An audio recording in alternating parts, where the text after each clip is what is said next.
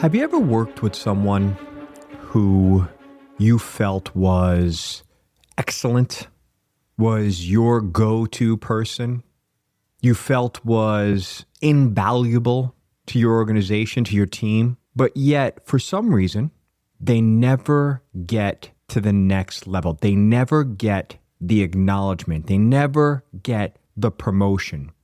And you find yourself going, how did that person not get promoted? How is that person not getting recognized? What are they not doing? Is the manager not fighting for them?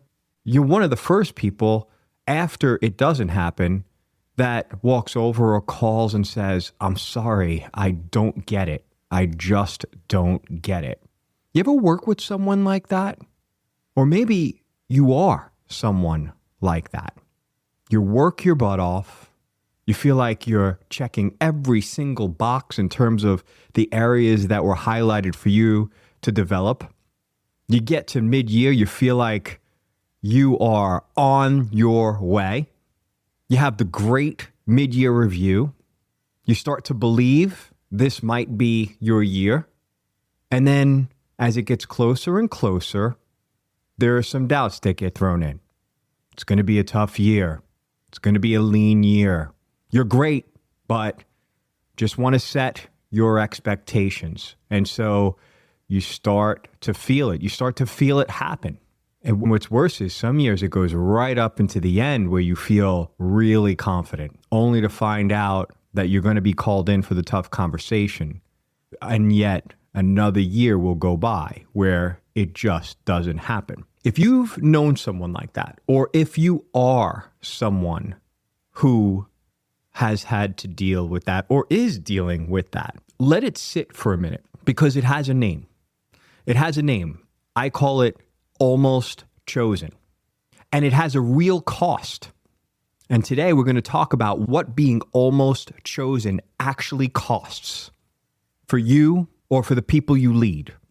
And for the organizations that keep doing this, calling it business as usual. It's not. It's totally unacceptable. Hi, I'm Ed Clementi. I spent over 2 decades in financial services. I started out in 2004 as an executive assistant, and I set my sights on managing director. 9 years later, I was a managing director. Over the course of my career, I 40x'd my compensation. And I didn't do it by just letting things happen. And now I'm on a journey to help folks realize their full potential, not accept anything else, to help organizations understand how important leadership is. It's not just some nice to have development area. The most important investment any organization will make is developing their leaders. 25 years managing and understanding operational risks, one of the things that has become super clear to me is that many times those risks manifest from leadership decisions and behaviors under pressure. That's a risk that doesn't get named too often. I call it leadership risk. And I'm on a mission to help organizations see and understand that risk so that they can appropriately invest in their leaders. I'm a big believer that it all starts and ends with leadership. And part of that mission is to help individuals understand the leadership situation they are in, to help individuals understand how great it is to embrace leadership responsibilities the right way. One of the reasons why I went from executive assistant to managing director in 9 years, one of the reasons why my compensation multiplied so much is because I embraced leadership and took it upon myself to learn leadership, to truly understand what it takes to move people, to influence people, to multiply your impact. Because when you understand how to do that, when you understand how to lead is when you start to truly multiply your impact. When you multiply your impact, when you multiply the bottom line impact, it's very difficult for you to stay almost chosen. It's very difficult for you not to multiply your paycheck. So let me set the scene. Now, I spent my career in finance, and whether you are a VP looking to become a senior VP or a senior VP looking to become a director or an executive director, or if you're an executive director looking to become a managing director, and you find yourself in a situation where you feel like you're just stuck, I want you to go on this walk with me. And let's focus in on where I think this happens the most. Many times, especially in the financial services industry, if you're a great analyst, you'll likely get to the associate level. If you're a great associate, you'll likely make it to the officer level, VP level. And then it starts to become harder and harder. You get to the senior vice president level or the executive director or director, depending on your organization level. These days, for many, that's where the sticking point is. And if you're not in the business, even earlier than that. But let's just focus on someone who's sitting at a semi-senior level, director, executive director, and you have your sights set on becoming a managing director of the firm. If you're in the financial services industry, we all know that's the goal. That's the big title. That is the I made it title in financial services. It is not an easy road, and it has gotten harder and harder and harder. In fact, you may be an executive director that has been told, listen, they're making fewer and fewer across the industry these days. Executive director is essentially the new managing director. You might have been someone who's actually been told that. Now, what you do with that is where it gets interesting. Do you believe it? Do you go home and say, hey, I'm an executive director, which is, I've been told, is the new managing director? I hope not. I hope not, because it's not. It's something you're told when you're almost chosen. So let's just say you are this person. You are doing all the things. You have your review. You're very clear up front. This is a goal of mine. Please help me understand what I need to do to get to that place. Is it a 2-year thing, a 3-year thing, a 5-year thing? And you get your answers. No, I think we can get you there in this time frame. Here's what we need. We need to make sure there's a platform. We need to make sure you have support. We need to make sure you have presence. You need to deliver, of course, but you've always been delivering, so I don't think we'll have a problem there. You need to have a certain amount of people reporting to you. You need to show that you're a good leader and you're developing new talent. All these things. And boy, you sit back and you go, I got this. I have been delivering. I do have the platform. I feel like I'm a great leader. I'm doing the work on my own time to figure out how to be a great leader, how to listen, how to communicate, how to inspire, how to influence, how to simplify, all the things that a great leader has to work at. My team gets more done than any other team. Best bang for your buck. I have support. But there's another angle to that, which is your boss has to fight for you. You could be great, but your leader has to fight for you. They have to write for you. They have to go and have conversations for you. They have to not back down for you. So you go along your year, you get the good feedback, you get your mid-year, good feedback, and guess what happens? You start rolling towards the end of the year, and people start coming up to you. People start saying to you, is this your year? This has to be your year. Has to be your year. You say, well, I don't know. You know, it's not done till it's done, but I feel really good. But hey, it's not done till it's done, and it's a really hard thing. You do all that. Gets closer and closer to the end of the year, and you start to feel like, I cannot see how this doesn't happen this year. And you allow things to happen in your head. Driving home, on the train home, you start to think about the day you've been building your entire career towards. You start to think about how nice it would be to finally get that acknowledgement. All the late nights, all the weekends, all the events missed, it's finally going to pay off. I'm going to get this title that I've been after. And you can say all you want, for all of you listeners, you could say all you want. Titles don't matter. They matter. It's a way of acknowledging all your effort, all your hard work. It's a way of internally feeling like you accomplished a major goal, something that many people don't get. And it doesn't just have to be managing director. It could be executive director. It could be vice president. Whatever your internal goal was, So you allow yourself to get there. You allow yourself to think about the day. You allow yourself to visualize it. You allow yourself to think about the title being in your directory or on your business card or on LinkedIn, changing LinkedIn. You imagine yourself. You imagine it. You start to think about it. Then you start to think about what it could mean from a compensation perspective, what it might change in your life. And that starts to creep into your home life. We've all been there. You live and die with your family, with what's going on in the office. They live and die with you. Your husband, your wife lives and dies with the good days, the bad days. Are we going to be able to do this? Can we do that? You're working so hard. I really hope you get it this year. And you don't say anything for most of the year because you've been through it before. But as it gets closer, you allow yourself to open up a little more. And you might say something, I think this is the year. Really? And now it has made it home to the dinner table. And something heavy happens then. And if you've been there, you know what I'm talking about. Something heavy happens then. You now have the weight of not just disappointment for yourself, but you have the weight of disappointment for your family. Your wife, your husband, anybody else you tell, your mom, your dad.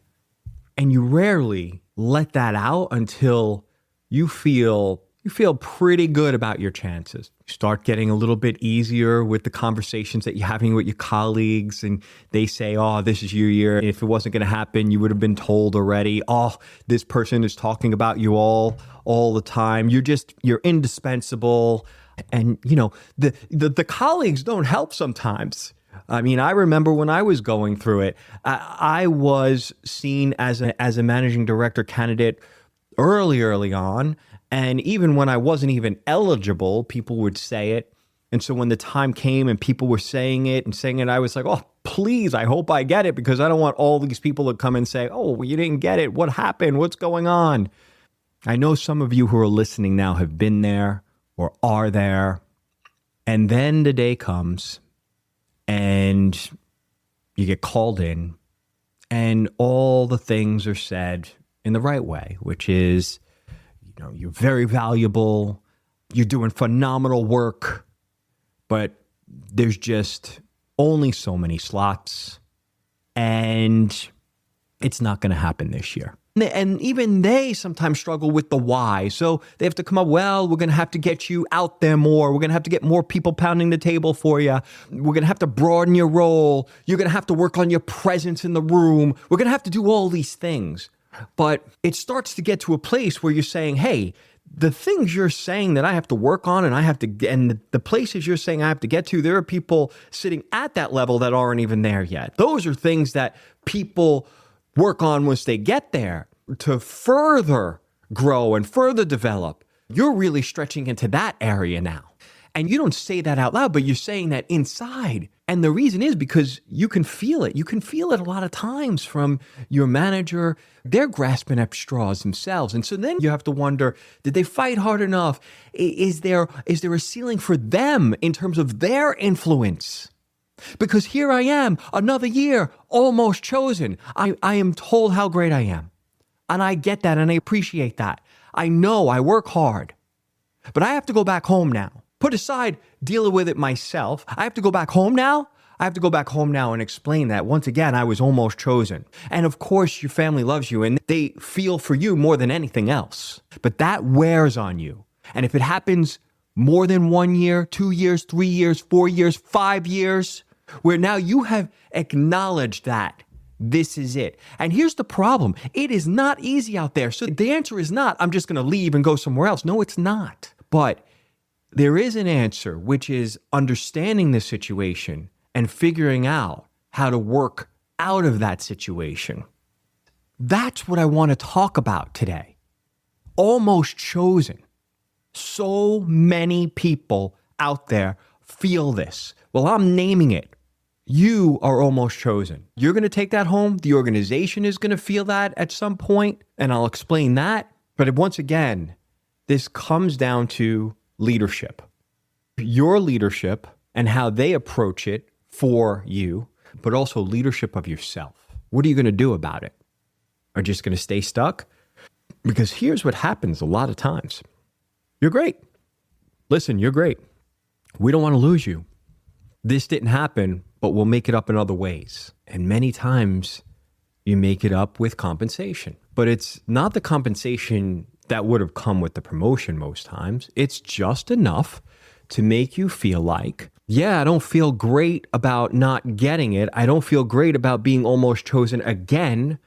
I don't feel great about that person and that person and that person getting promoted, where I know that I'm either at their level or beyond their level, but for whatever reason, I haven't been chosen. I don't love it, but at the same time, I'm getting paid really well, and it's hard out there.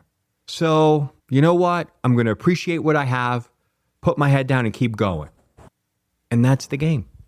And if that works for you, great. And you feel okay with that, great. But if you're someone who is tired of being almost chosen, if you're someone who is tired of allowing your story to be written by other people, if you're someone who feels like this is creating real resentment and the work that I'm bringing to the office is not the same work I was bringing, because I feel that. I feel that I'm not being appreciated the way I should be. I feel like I'm being capped. And therefore, whether it's intentional or unintentional, the work level, product, energy starts to change.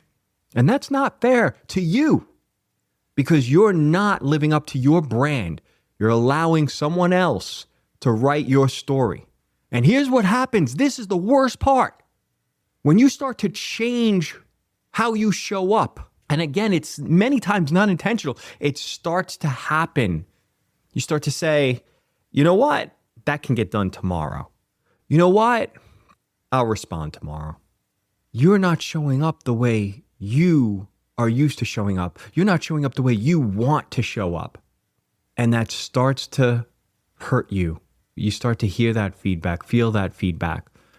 And that's how people get perpetually stuck. So, well, you were great. I don't know what happened.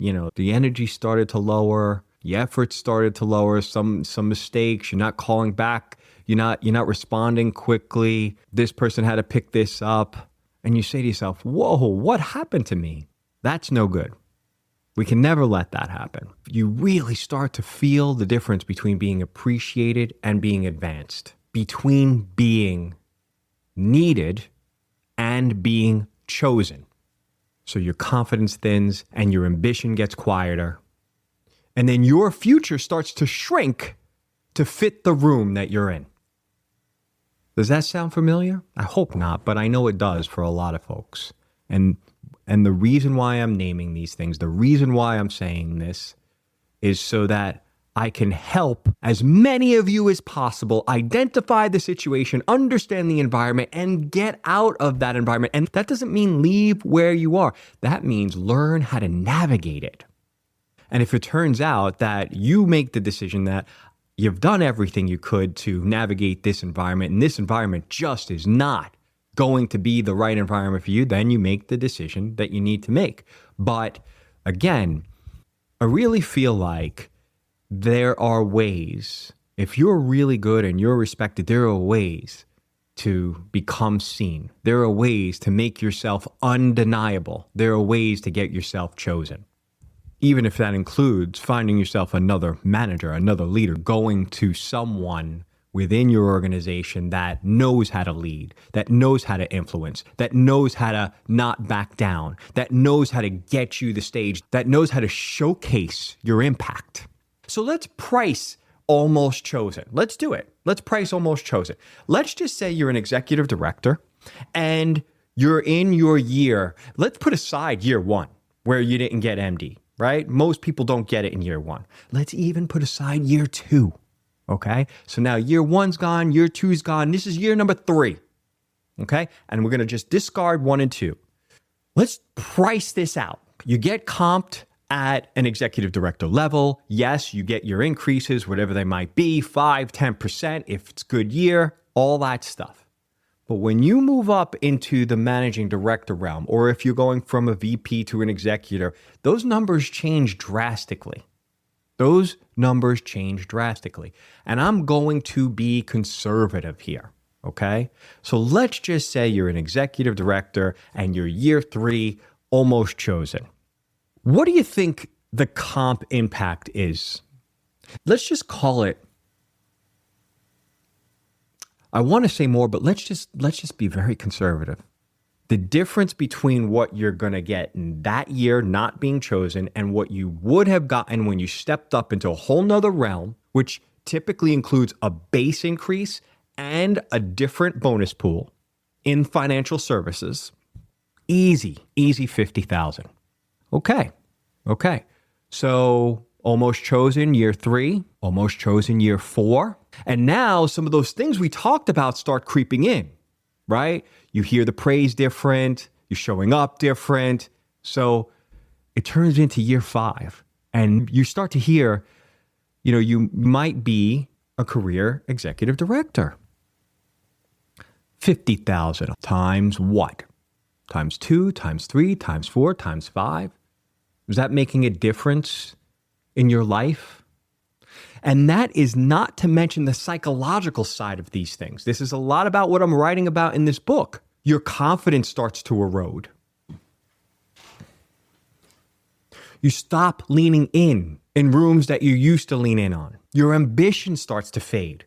People who continue to get passed over stop aiming, and they call it being realistic. That's one of the most expensive mental moves professionals can make.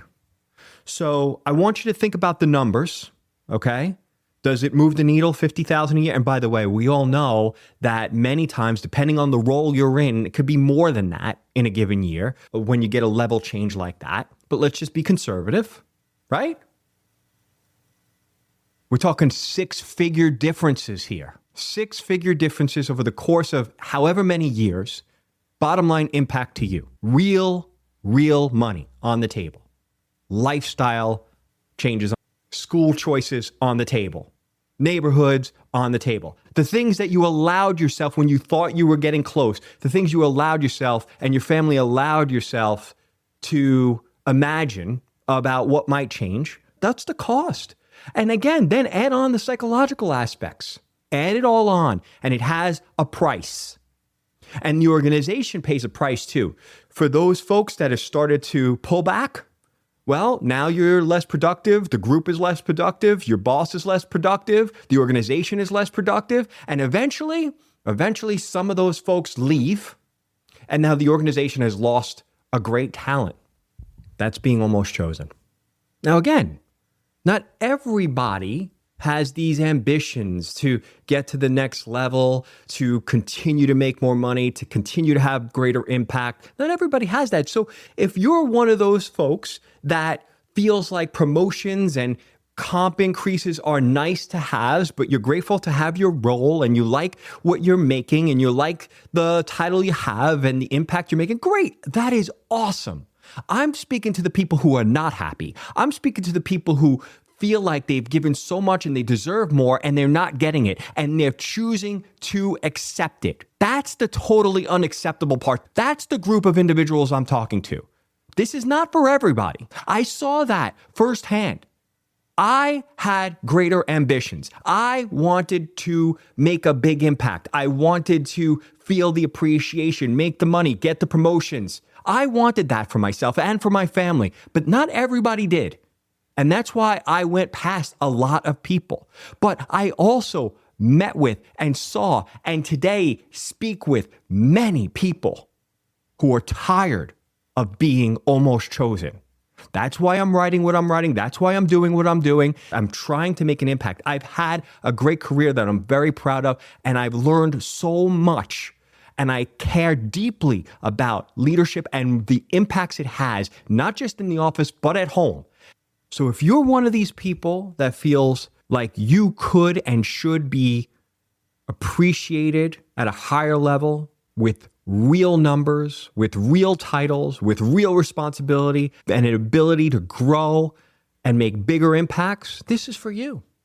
By the way, I wrote a playbook for this. It's called Almost Chosen No More.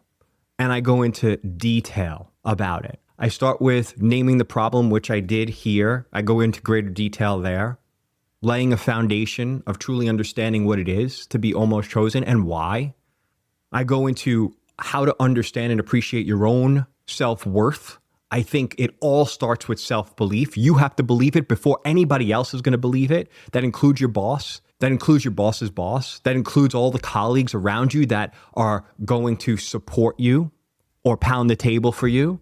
You have to believe it. If you don't fully believe it 100+%, it's going to be very difficult. I go into owning what happens next, how to be seen, how to make yourself undeniable.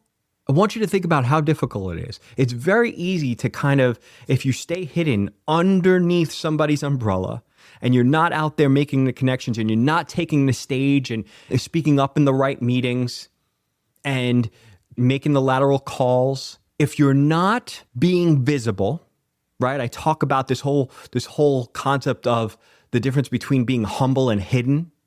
That's in the playbook. You have to take the stage. You have to be visible. If the broader organization fully appreciates the impact you're having, it's much harder to get denied. It's much easier if it's just your boss that knows, because then you're fully relying on that one person to fight the fight. And sometimes that works, but sometimes it doesn't. And you cannot let other people write your story. That's what this is about. So I talk about owning what happens next, not just going along for the ride. When I think about my career, I took the bull by the horns. I knew where I wanted to go, and I was the one that wrote the story. Of course, I had help. None of us gets there alone. I had a lot of wonderful people help me. But there's so much work that you have to do as an individual in order to get that to happen. So owning what happens next is key. Go into detail in the playbook. And I talk about leading where you are. You might not be in this super big leadership position, but there's so much leadership that can be done, that can be had right where you are to multiply your impact, to become super visible, to become super impactful and undeniable. Leading where you are, getting people who don't work for you and don't report to you to move in a direction is maybe one of the greatest leadership skills out there. Think about that. Can you today, in the position you're in, influence people that you don't pay, that you don't promote, to move in a direction, to move towards a goal, to deliver towards a goal? Can you do that? If you can, well, congratulations, because it's very rare. But I talk about leading where you are. And then I wrap up the playbook. I think it's like 77 pages. I didn't mean it to be that long, but I just kept writing and writing. And in my way, I think it's a very easy read, but it's got loads of some of the stories, some of the lessons, and the things you need to do to make yourself undeniable. Almost chosen, no more is what I'm calling it. So if you feel like you are a professional that is done waiting to be chosen and ready to take the wheel yourself, I think this playbook will be really helpful for you. And I'll drop the link in the description and the comments. And let me know what you think. I think you have to ask yourself 3 honest questions. Do the promotions around me actually make sense? Because you might be in a situation where there's excellence all over, and you're going to have to figure out how to level up. I'm a huge proponent of looking inward and solving whatever you have to solve there first. But when you look inward and you're solving and you know in your heart of hearts that you are there, and you look around and the promotions around you aren't making sense anymore, that's a point of clarity. Ask yourself this question: am I being developed towards something specific or maintained because I'm really valuable where I am? And then this last question: how many times have I carried almost home? How many times have I carried almost home? And then there's the paths you can take. Like I said before, sometimes the answer is internal, and you got to own that. And that's very healthy. Understand what's missing, own it, develop it, get there, get past there. And sometimes the answer is environmental.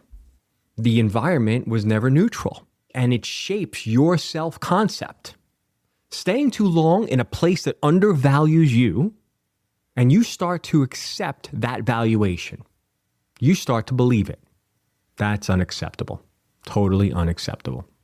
Almost chosen is a choice to stay, but it doesn't have to be a permanent verdict. And the people, the professionals who break free of it, they're not just working harder. They understand the game at a deeper level. They understand that they have to make their value visible. They lead before the title arrives, and they know when the environment is the problem and not them.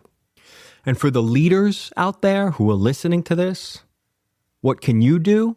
Look at your promotion decisions honestly. Look at how you're paying people. Are you paying for appreciation or are you paying for containment? Look at your development conversations. Are you building towards something or buying time? Ask yourself, am I the leader being talked about admirably at the dinner table? Like I said, everything I just walked through in much, much greater detail is in this playbook. The patterns, the moves, the costs, almost chosen no more, the full playbook, and the frameworks are mine, and I share them. I'll put the link in the description and in the comments. I do hope some of you take the leap and invest in yourself and think about the price of not doing so. And thank you for joining me on this episode of Totally Unacceptable. I'm Ed Clementi. Until next time.